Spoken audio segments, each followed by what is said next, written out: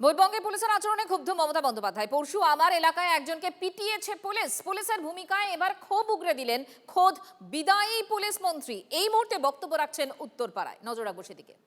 Vote দেয়নি, কিছু লোককে তুমি ম্যানেজ করতে পারো টাকা দিয়ে, কেন ইলেকশনের সময় ফর্ম ফিল আপ করতে হচ্ছে? আগে কেন করনি?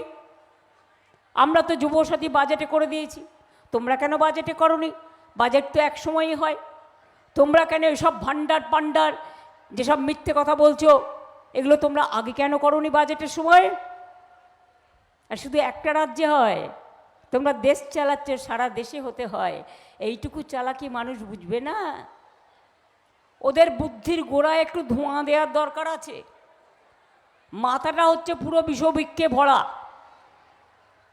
বট গাছের ছায়া নাই, আম গাছের ছাওয়াও নাই, আছে বিষবৃক্ষের ছায়া আর হচ্ছে বিচুটি পাতার ছোঁয়া। এরা বাংলাকে চেনে না।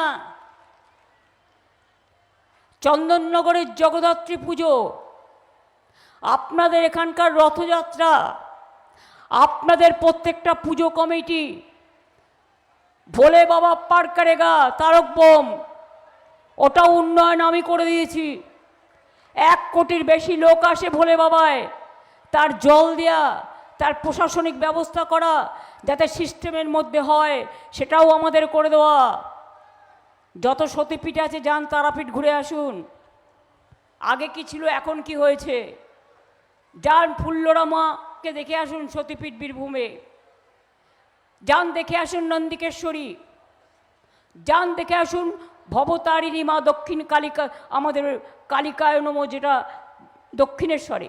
কে করেছে? স্কাই ওয়াক আমরা করে দিয়েছি, লাইট অ্যান্ড সাউন্ড আমরা করে দিয়েছি। কালীঘাট মন্দিরে কখনো পুজো দিতে গেলে দেখবেন দারুণ একটা স্কাই ওয়াক করে দেওয়া হয়েছে, অবশ্যই যাবেন, দেখে আসবেন। জগন্নাথ ধামও আমরা করে দিয়েছি। যখন করলাম তখন আমার বিরুদ্ধে কোর্টে কেস করেছিল এই শয়তানগুলো যারা হিন্দু আর মুসলমান করে। এরপর দুর্গা অঙ্গনের কাজ শুরু হয়ে গেছে, মহাকাল মন্দির করে দিচ্ছি শিলিগুড়িতে। ভারতবর্ষের যত শিবলিঙ্গ আছে বিখ্যাত সব নিয়ে আসবো ওখানে, আর ভারতবর্ষে সবচেয়ে বড় মহাদেবের মূর্তি ওখানে স্থাপিত হবে।